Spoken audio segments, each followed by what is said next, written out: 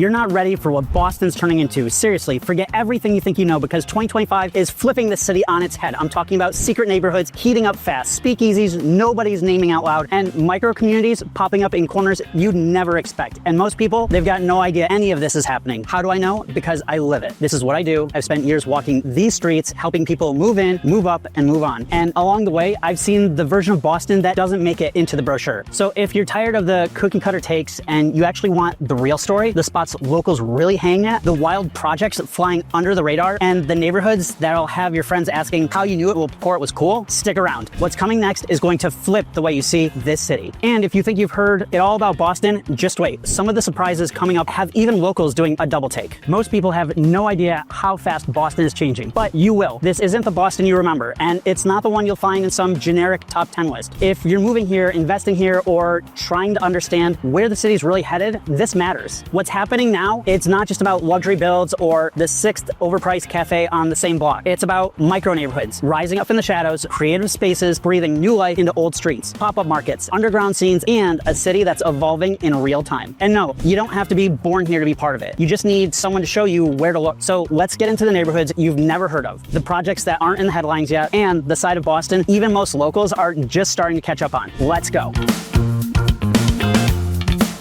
You know what's wild? The parts of Boston changing the fastest aren't where you'd think. It's not the headline grabbing stuff. It's the neighborhoods quietly flipping the script behind the scenes. Take Fenway. Used to be just game day turf. Now it's turning into an actual hangout spot. The Red Sox owners are rehabbing old brick, carving out green space, and turning Jersey Street into something way more local. So grab a coffee, hear a street musician, people watch, no ticket needed. A shop owner looked at me and said, for once, Fenway feels like it's for everyone. And I was like, guy, why are you talking to me? But anyways, down in Dorchester, Columbia Point, it's buzzing. Yeah, there's construction. But that's not just more condos. There's a shot here to build something that actually works. Real walkability, new parks, labs, homes, all layered in together. And a longtime Dorchester friend told me, we've heard promises like this before, but this time it actually feels different. It feels like it's for us. Now, out in Newton Falls, the old plaza becoming a village, that North End project is pulling in new apartments, splash parks, trails, right where parking lots used to be. It's still underway, but you can already feel it shifting. Neighbors are talking about trees, restored brooks, and finally being able to walk the dog and grab a coffee without having to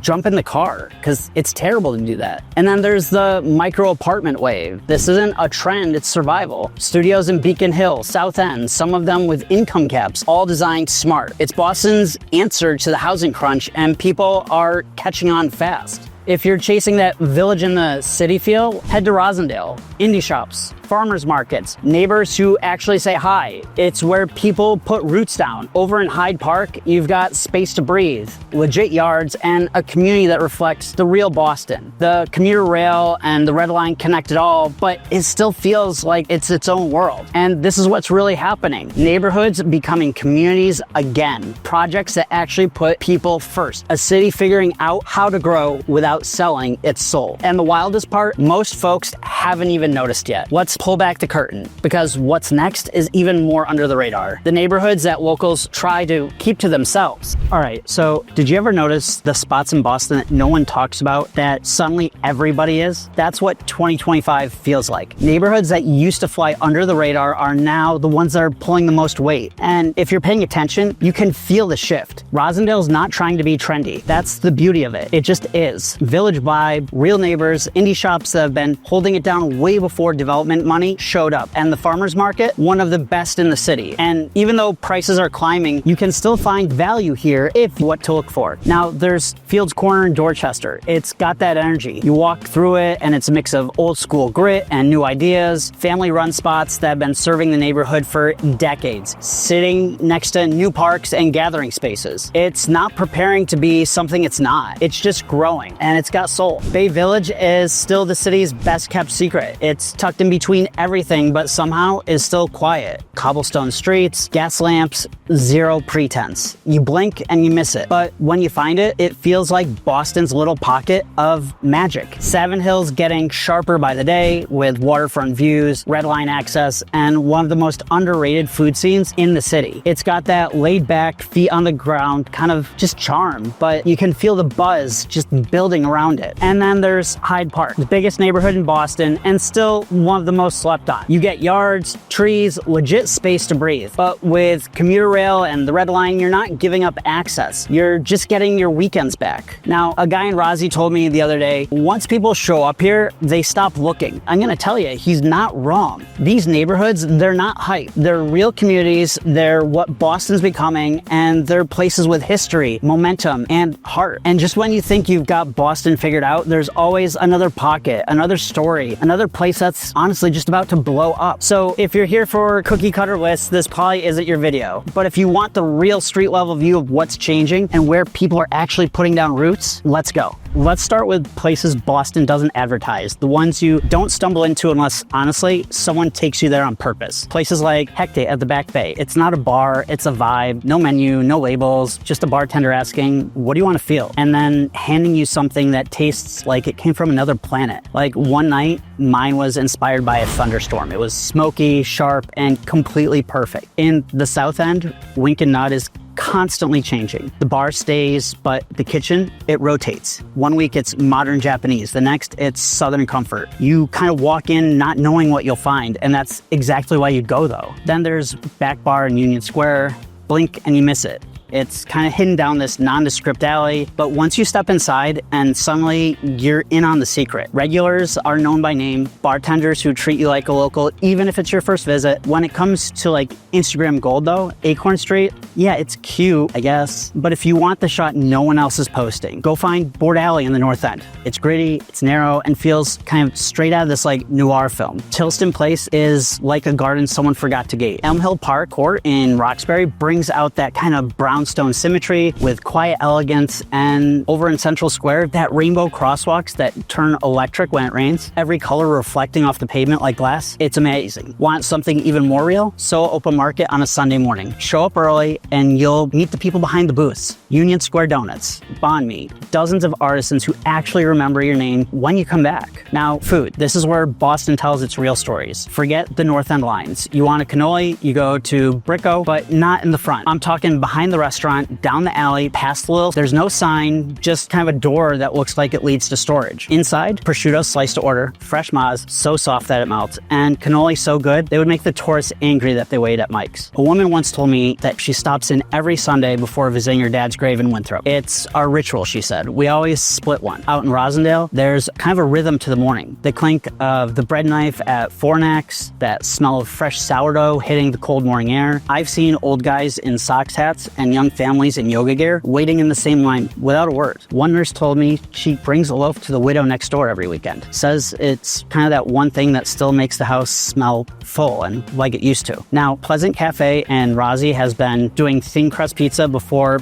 pizza was trendy there. You don't come here for TikToks. You come here because it tastes the same as it did in like 1964. And no one's trying to reinvent it. There's a booth by the jukebox where a father and son were splitting a root beer float. The kid had pizza sauce on his forehead. The dad looked like he hadn't seen, his phone in hours. Down in Fields Corner, I'll walk into An Hong and I'm back in Vietnam. I used to work there in the footwear industry. Spent time in Hanoi, Haiphong Bay, Ho Chi Minh City, though. Ate from the street carts, sat on plastic stools, drank broth so deep it kind of tasted like a memory. And An Hong brings it all back. Not just like the flavors, but the humility, the quiet confidence that the food doesn't need hype. It's a room full of families speaking low and slurping loud. It's perfect, I'm telling you. Just up the street is Dumpling King. And look, I don't say this lightly, but the soup dumplings here will ruin you. They're so amazing. They're hot, tender, perfectly thin-skinned, and somehow every table is filled with someone who looks like they've known about this place for years, but never told a soul. That's the vibe. Not a secret,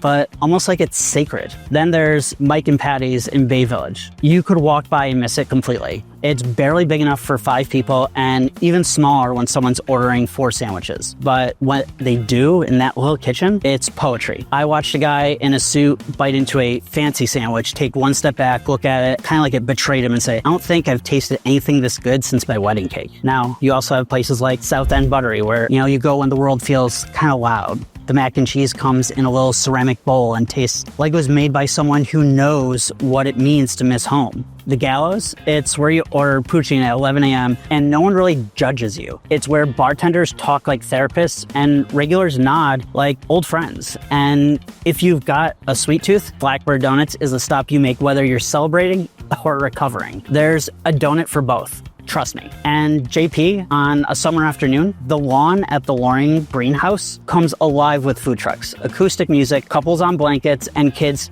chasing bubbles. My 2 little guys are fanatics for it. I saw a guy hand his banh mi to his date just so he could slow dance with her barefoot. Where else do you get that kind of, in a city, this busyness? This isn't just about where to eat or where to take a photo. It's about memory, connection, and community. It's knowing where the heartbeat of this city still lives and trusting that when you find it, it's feeling like it's always waiting for you. Now, coming up, I'll let you in on the group classes and community events that are making Boston's social scene one of the most creative in the country, and how you can get in on it, even if you're brand new. All right, so quick correction. I need to be straight with you about something. I mentioned An Hong earlier, and I should clarify it. The original An Hong closed back in 2021, but here's what's cool about Boston's food scene. When something authentic closes, the community finds a way to keep it alive. The owner, Victoria, partnered with Pho Hoi to bring those same flavors and that kind of, 7-course beef that I was talking about. It's all Pho Ho now. Still the same neighborhood, still serving kind of that soul deep Vietnamese food that brings you back to the streets of Hanoi, where I used to spend a lot of time when I worked in the footwear industry. So this is actually what I love about this city. Nothing truly disappears here. It evolves. It finds new life. It gets passed down. That's the real Boston story. Places change, but the heart stays. Anyway, that's on me for not catching that I was calling it by its old name until obviously I went to record outside. I always want to give you guys the most current info because if you're making moves in the city, accuracy, it matters. And well, I'm human. I'll be the first to admit it. Okay. So if you really want to plug into Boston, not just visit, actually belong, here's the move. Get your hands dirty, show up early, and say yes to, honestly, something weird. Because around here, the best connections don't happen at networking events. They happen when you're elbow deep in flour next to someone you just met, both of you wondering if the dough's supposed to look like that. So let's talk about things like group classes. You want to meet people, skip the bar scene, but try making dumplings at Self Up in Chinatown. You'll be folding, pinching, and laughing with strangers.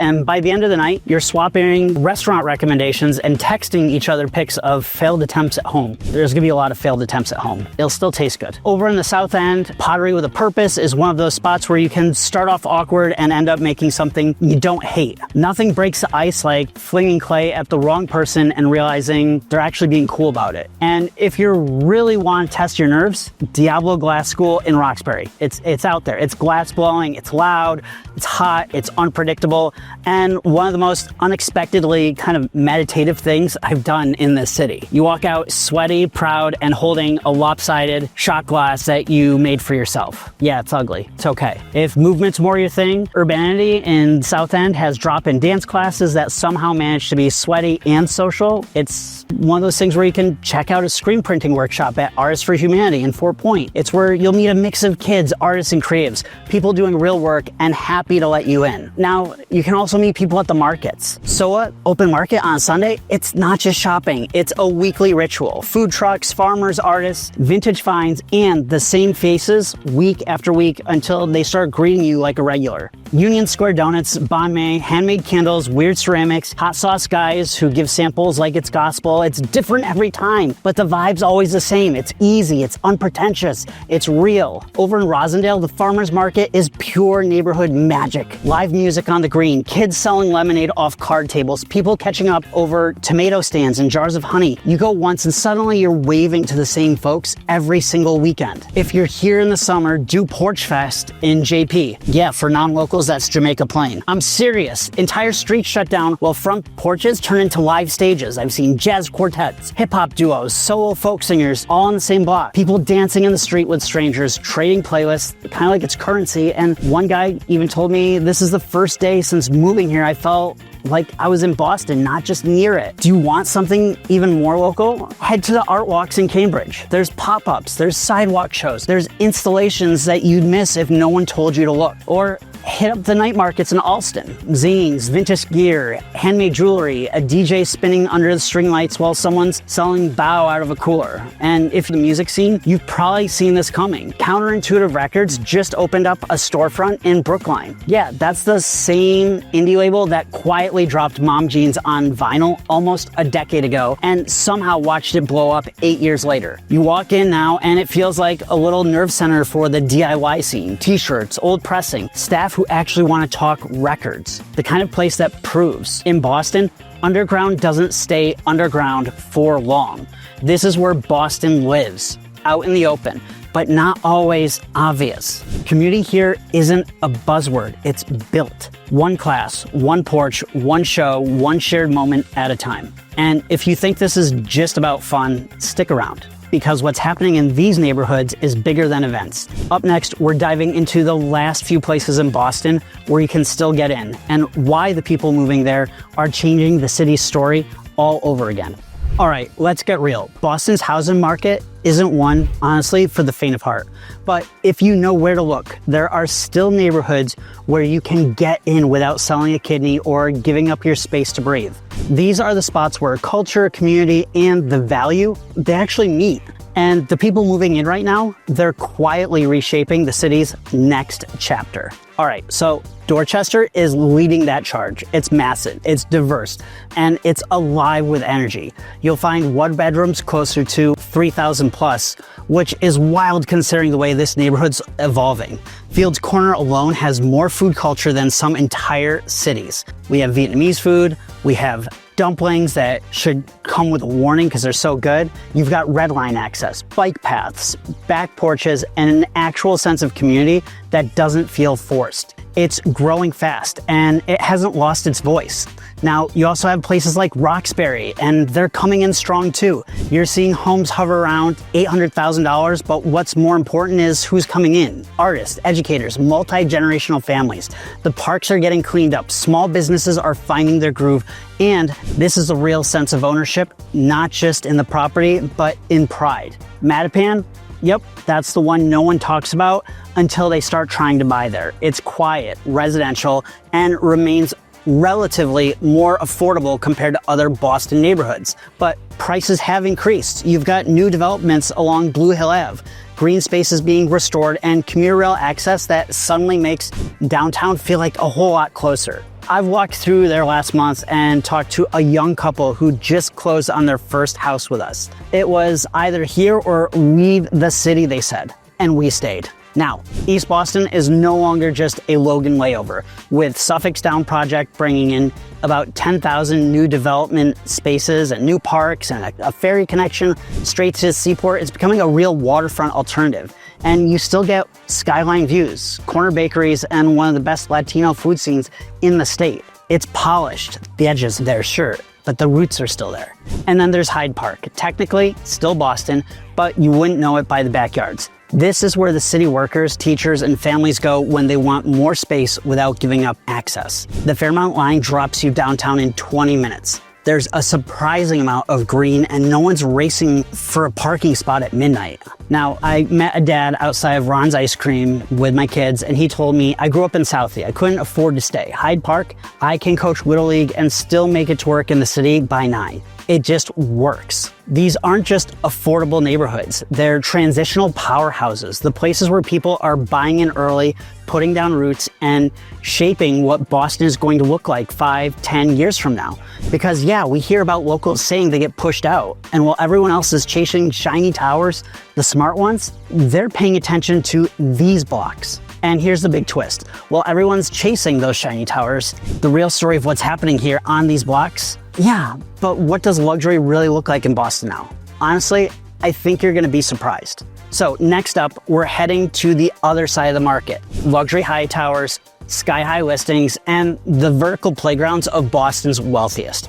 But before we go there, let's take a second to appreciate the neighborhoods still offering real people a real shot at calling this city home. But before we jump into Boston's wildest luxury towers, I want to hear from you. What's the most underrated neighborhood in Boston right now? Or if you're not a local, which one would you want to check out first? Drop your pick and I'll always find the best new spots for you guys and give you a great video for it. Luxury in Boston doesn't mean cold marble and quiet hallways. Not here.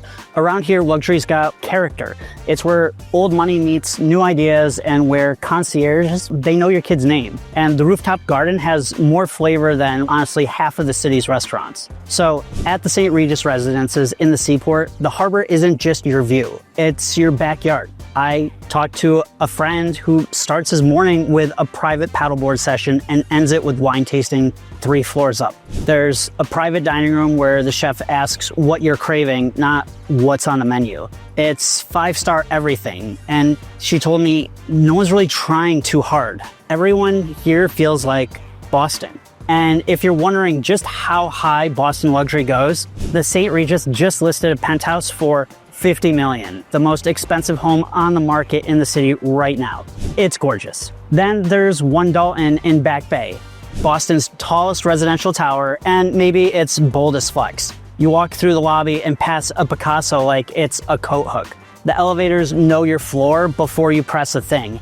There's a private club that's 50 stories up, and a spa that's booked out months in advance. The skyline views are so good you forget that there's a baseball stadium in the middle of the city until you're looking down and you see Fenway right there. Now, the Quinn over in the South End is less, wow, look at me, and more, bet you didn't know that was even possible. Heated dog runs, a bike spa, yes, a spa for your bike. The lounge has a craft cocktail bar where someone's always mixing something seasonal with this kind of like local twist. And the residents, not just living here, but kind of curating the space. Art shows in the lobby, basically. Vinyl spinning in the library. It's actually got soul. The Parker on the edge of the theater district leans full velvet and mood lighting. You've got rooftop cinema nights where people are watching films under the stars, wrapped in throw blankets and sipping Negronis like it's no big deal. It feels like you stumbled into this private club, but everyone's really chill about it. And here's the part no one talks about. Its Boston luxury buildings are full of surprises. Hidden speakeasies just for residents. Private tasting rooms tucked behind unmarked doors. Cold plunge pools with views of the Zachem. Libraries with first edition books like it's no big thing. One building has an artist in residence, another has a crypto founder and a sculptor living 2 floors apart, and they co-host events in the Sky Lounge. It's a mix. It's wild. It has that tension, that creative friction you only get in a city like Boston. But Boston doesn't do cookie cutter. Even if it's luxury, it comes with its quirks, its edge, and a little bit of old school Boston grit hiding beneath all that glass. But don't blink, because there's a cost trap most buyers are missing, and it's coming up next. So think what it costs to live like this? Cool. How does it stack Boston up against LA, New York, London, and Paris? Let's do it and see what luxury really means when you break down the numbers. Let's talk numbers, because if you're thinking about selling, relocating, or buying a home in Boston, you need more than headlines. You need someone who's in it every day, helping people like you win in one of the country's most competitive markets. Here's what we're seeing right now. The median sale price for a home in Boston is around $980,000. Condos, about $750,000. Inventory is tight. Homes are moving at about 21 days, and in some pockets, Back Bay, South End, Dorchester, you'll see properties fly off the market in a weekend with multiple offers, waived contingencies, and final prices way over asking. The median price per square foot is hovering between $675 and $700, which is 26% higher than LA, but still a bargain compared to Manhattan or central London. You're getting global city energy with a local edge and a lot more space for your money. And that's why Boston is also considered one of the most European cities. But here's the thing, who's winning right now? They've got strategy. If you're buying, it's about how you position your offer, who you're working with, and what kind of relationship you have with the listing side. 27% of homes in hot neighborhoods are going over asking, and the cleanest, most strategic offers are the ones that are getting accepted. If you're selling, timing and pricing are everything. One misstep and your home, well, it sits. Get it right? You're fielding offers before the first Sunday open house is even well over. We help sellers price and position their home so it stands out, even when everyone thinks they've seen it all. Now, are you thinking of relocating here? I've helped dozens of families make the move, and here's what surprises most people. Boston's cost of living isn't that far off from LA or Paris, but you're getting better healthcare, real walkability, and a stronger after-tax salary. Groceries and restaurants are 8 to 11% higher than LA. Yeah, but you're paying for access and quality and community. Now, dinner for two, around $100 to $135. Cappuccino, about $6. A beer, $8. Welcome to Boston. But you don't have to be afraid to pour a pint and get to work. Transportation, well, the monthly T-Pass is like $90 and it still beats sitting on 93 or 495 or stuck in the tube during a London downpour. Plus transit access and walkability, they're not just nice to haves. They're selling features buyers are asking about now. Schools, public options range, but some are nationally ranked. If private's the plan, yes, it's expensive, but knowing how to buy in the right zip code can change your long-term financial gain and your quality of life. And here's something most people are not factoring in. Boston's after-tax salary is higher than LA, New York, and London. That means that if you're relocating or upgrading or cashing out of a market like San Francisco, you might be shocked at how far your money actually goes if you move smart. So yeah, Boston is not cheap, but if you're with someone who knows how to play it right, you can buy smart, you can sell strong, and you can move here in a way that actually makes sense. Your life, not just a zip code. And if you're wondering how people are actually winning in this market, stick around because the next moves could save you thousands. And if you're ready to make a move, whether you're selling, relocating, or buying, we've got the roadmap, the data, and the experience to help you win. Information is down below. So let's dive into what a smart strategy in Boston really looks like in 2025. So let's get tactical because in Boston's 2025 market, it's not about just wanting a place. It's about knowing how to win. The old wait and see mindset, that's how you end up watching someone else toast champagne in your dream kitchen while you're still waiting on your lender to return a call. Nobody wants that. So first things first, thanks to new nationwide rules, and especially here in Massachusetts, you now need to sign a buyer-broker agreement before an agent can show you homes. No more casual, let's take a look. You need to be working with someone you trust, someone who's not just unlocking doors, but opening the right ones. Now, full disclosure, you can do that for just one property to still try people out. And if you're thinking of writing a heartfelt buyer letter to the seller because you've heard it works, pump the brakes. With fair housing laws tightening, those letters are risky and often discouraged. Let your offer and your strategy do the talking. We've beaten higher offers just by knowing how to frame the deal and move fast. Want to compete with cash? You absolutely can. I've helped buyers close in as little as 11 days here in Massachusetts. Fully financed, no shortcuts. It's all about who you know and how you structure the deal. We match aggressive timelines with rock solid offers so you don't have to overpay just to keep up. Some of the best homes never hit the internet. They're sold off market, traded through agent networks, or shown quietly before going live. That's why working with a local team, someone who's truly connected, matters. We can get you in before the bidding war even starts. And if you're selling, buyers are showing up sharper than ever. Your pricing, timing, and prep work have to be even sharper. We help sellers position homes so they don't just attract attention. They trigger action. The kind of listings that go live Thursday and are under agreement by Sunday night. The market moves fast. But if you've gotten the right playbook, you don't need to be the highest offer. You need to be the smartest one on the table. Boston buyers and sellers aren't just dealing with numbers. They're navigating pressure, speed, and timing that can change week to week. That's why we guide people through every single move.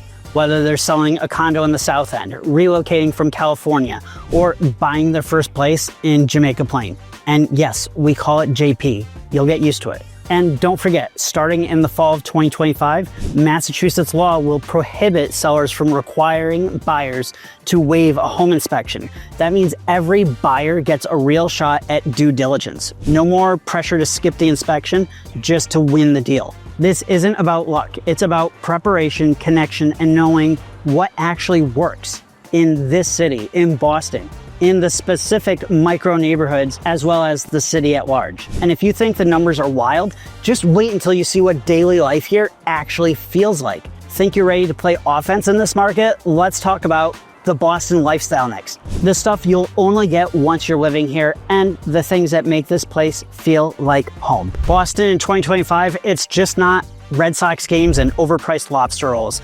It's rituals, side eyes, small rebellions, little things that don't make sense on paper, but once you're here, you start getting it. You feel like you're part of the inside joke. Take Alston Christmas. Every September 1st, the city turns into a moving day circus. Sidewalks lined with busted IKEA shelves, Craigslist treasures, broken TVs, couches with mystery stains, and people literally make a day out of picking. I've seen friends rent U-Hauls to scoop up the best of the trash gold. Or Porch Fest, especially in places like Rozzy and JP. It's not just a weekend, it's a vibe. Bands playing from stoops, toddlers selling lemonade next to someone covering Radiohead on violin, dogs barking, neighbors waving, and everybody acting like it's weird, because it's not. It's just summer in the city. Everybody's got their spot. That one stool at Render Coffee, a certain bench at the Arboretum, or the window seat at Trident where they've been people watching since before time started. I've got a client who orders the same breakfast at Mike and Patty's every Sunday. The staff don't even ask anymore. They just start making it when he walks in. And the place is small. Then there's the friction, the stuff that should annoy you but somehow makes you feel like you belong. The parking space wars after a snowstorm. Let's be honest, people out here putting lawn chairs, orange cones, and yes, one time a giant plastic baby Jesus statue saved their spot in Southie. Or the Green Line, which is part public transit, part endurance test. You'll cruise it while crawling through Kenmore and still defend it like a sibling when someone from New York starts talking trash. Do you want to see Boston's competitive side? Go try getting a seat at Neptune and Oyster on Friday night without waiting an hour, or jump into Modern versus Mike's versus Bova's cannoli debate. It's not a dessert, it's a blood sport. But here, this is what I love most. This city has a way of turning strangers into neighbors. You'll feel it in SOA when someone hands you a donut sample and remembers your name the next weekend, or on a random block in Dorchester when a barbecue turns into a neighborhood party and somehow you're trading playlists with a guy you just met over ribs and Red Stripe. Boston's not a city that hands you everything. You've got to figure it out. You've got to learn it, negotiate it, and maybe even fight with it a little bit. But once you do, you defend it like it raised you. If you're looking for a perfect, this honestly isn't your place. But if you're into cities that feel alive, that make you earn it, that grow on you until suddenly you can't imagine leaving, you're already halfway there. And if you're still with me, I'll show you exactly how to make Boston yours, no matter where you're starting from. So if you're serious about making Boston yours, here's how we help people do it, for real. All right, so if you're still here, that tells me two things. You care about getting it right, and you're probably not the kind of person who's just browsing for fun. You're either thinking about making a move, selling, or finally doing that thing you've been talking about for a while now. Either way, you're exactly who we work with. Whether you're selling your place, relocating to Boston, or trying to figure out if this city fits your next chapter, we help people to do it smart, without the BS, and with a plan that actually works in this market. Got questions about a neighborhood? Want the truth about a building before you waste time touring it? Just need someone to walk you through what a real game plan looks like? Hit me up. This is what we do, and we actually give a damn. And if you're still in research mode, that's cool. There's a playlist right here with real stories, local guides, and no fluff. Just the stuff people actually need when they're thinking about moving, buying, or selling in Boston. Subscribe so you don't miss what's coming, and drop a comment if there's a neighborhood or a question you want me to cover next. I read every single one. And yeah, it's me responding. Boston's changing fast. And the question is, are you going to watch it from the sidelines or actually be part of it? I'll see you out there.